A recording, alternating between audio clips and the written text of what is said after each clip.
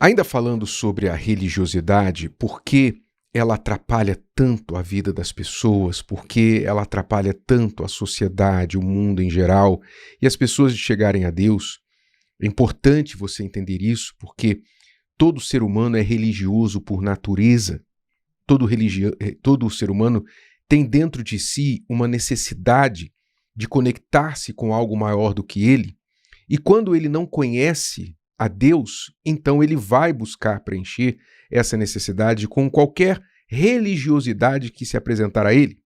É importante para que você não se ache um religioso e, portanto, completamente erre o alvo, erre o objetivo, que é conectar-se com Deus. Ainda falando sobre essa religiosidade, a Bíblia está cheia de exemplos de como Deus se irritava e como ele combatia, e como o próprio Senhor Jesus combateu a religiosidade que era rompante na época em que ele viveu aqui na Terra. Nós vamos ver aqui alguns exemplos. Vou dar um exemplo de religiosidade. Você pode ler, praticamente, é difícil você folhear os evangelhos e não achar Jesus tendo embates com os religiosos. Eu vou ler apenas aqui um exemplo lá no Evangelho de João, capítulo 9, quando Jesus cura um homem que era cego de nascença. Imagine, um milagre, uma coisa assim espantosa. Todo mundo ali, ao redor de Jerusalém, conhecia aquele cego, porque ele ficava no caminho. Como costumam ficar as pessoas com alguma deficiência, muitas vezes, na época de Jesus, costumavam ficar pedindo esmolas, porque elas não tinham amparo de ninguém. Eram rejeitadas, muitas vezes consideradas amaldiçoadas. Então ficavam na rua, eram indigentes. Todo mundo conhecia aquele cego de nascença. Até os discípulos perguntaram a Jesus: Senhor, esse homem pecou para ter nascido cego? Ou foram os pais dele, algum castigo de Deus, etc. Enfim, essa passagem está lá em capítulo 9 do Evangelho de João. Jesus foi lá e curou o cego. Quando o cego aparece curado lá na área do templo e os religiosos tomam conhecimento de que ele foi curado e Jesus o curou, diz o texto sagrado lá no versículo 16, então alguns dos fariseus religiosos diziam: este homem não é de Deus, falando de Jesus, pois não guarda o sábado. Só porque Jesus tinha curado o cego de nascença num dia de sábado.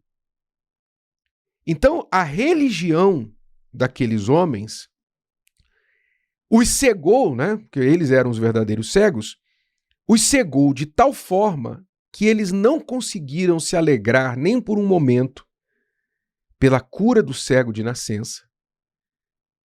Mas, em vez disso, se irritaram pelo fato de Jesus ter curado aquele homem no sábado. Eles não foram buscar, sabe, poxa, como é isso? Como pode um homem cego, que nasceu cego, ser curado? Eles não se maravilharam disso, mas foram condenar Jesus e ainda quiseram silenciar, ameaçar o cego para não falar para ninguém o que Jesus tinha feito.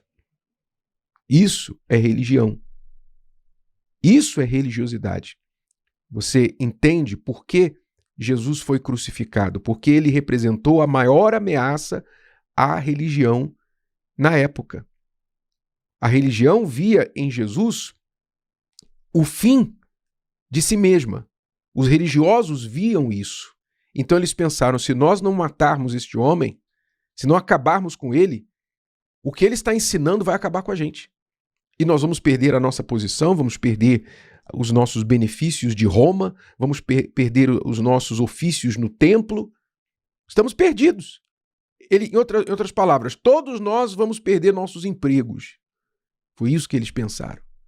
E, portanto, mobilizaram os seus poderes, os seus contatos, juntamente com os romanos, para crucificar Jesus. Então, Jesus foi crucificado pelas mãos dos romanos, mas pela cabeça dos religiosos. Então você entende por que Jesus foi crucificado. Foi a religiosidade deles. que moveu a crucificação. É claro que Deus tudo tinha o plano, que Jesus tinha mesmo que morrer na cruz para cumprir o seu plano de salvação, mas não deixa de ser verdade que o instrumento para fazer isso foi a religião. A religião. Quer dizer, a religião crucificou o Salvador. E é o que a religião continua fazendo até hoje. A religião continua crucificando a Deus, a religião continua tirando Deus de cena para se colocar no centro do palco, para que as pessoas se tornem religiosas e não salvas, religiosas e não de Deus. Então, este foi um dos embates. Os homens religiosos ficaram furiosos porque Jesus tinha curado o cego de nascença no sábado e diziam o seguinte: esse homem não é de Deus, porque ele não guarda o sábado. Quer dizer, guardar o sábado era mais importante do que curar um cego de nascença, em outras palavras. Bom, outra ocasião é que a gente vê aqui em Mateus, capítulo 15, novamente um embate com os religiosos. Diz o texto que então chegaram a Jesus uns escribas e fariseus de Jerusalém, dizendo: por que transgridem os teus discípulos a tradição dos anciãos? Então, você vê que o religioso ele é muito ligado nisso, a tradição. A tradição, o ritual, o jeito que se faz as coisas, etc.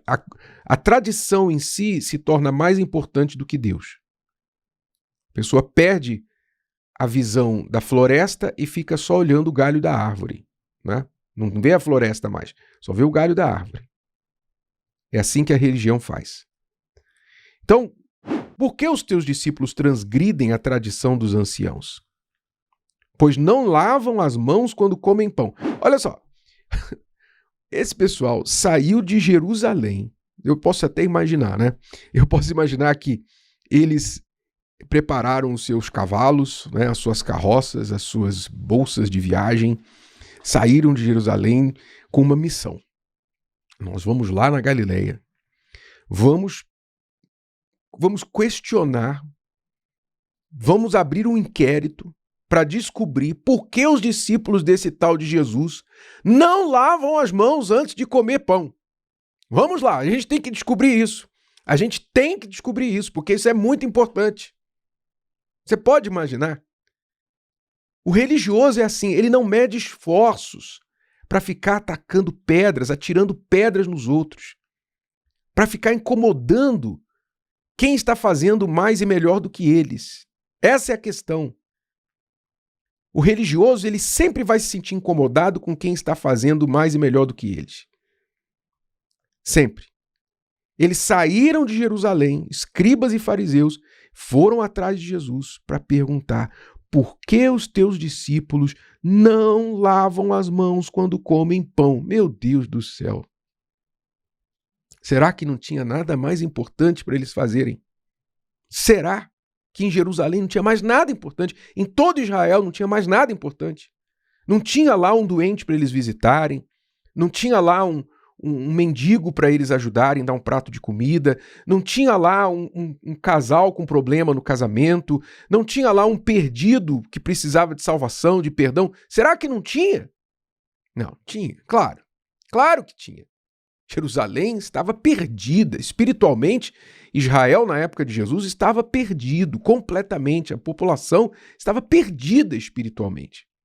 Mas os religiosos não estavam nem aí para isso, porque eles estavam ocupados demais verificando, policiando, patrulhando se alguém lavava as mãos antes de comer pão.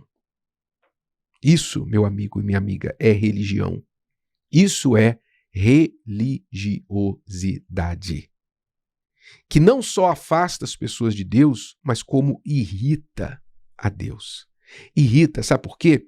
Porque a religiosidade, ela está primariamente preocupada com o exterior, preocupada com o que aparece por fora, a aparência de santo, e não o interior rendido a Deus.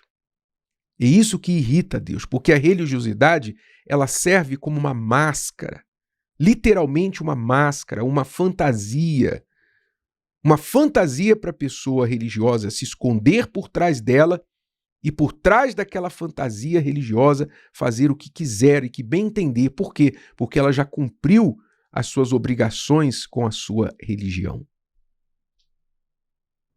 Foi o caso que nós vimos de Ana, não é? Ana, ela, lá no Velho Testamento, que também mostra inúmeros exemplos de religiosidade, como isso irritava a Deus e como isso foi a razão do fracasso, muitas vezes, coletivo da nação de Israel. Ela estava numa família casada com um levita, um homem religioso, Eucana, extremamente religioso, devoto. E esse homem, apesar de ser religioso, o que é que ele fez quando a sua esposa Ana não podia lhe dar filhos? Ele orou a Deus? Talvez ele tenha orado a Deus. Mas como não houve resposta, o que ele fez? Ele esperou e ficou lá na fé que um dia Deus iria abrir a madre da sua esposa? Não, ele não esperou.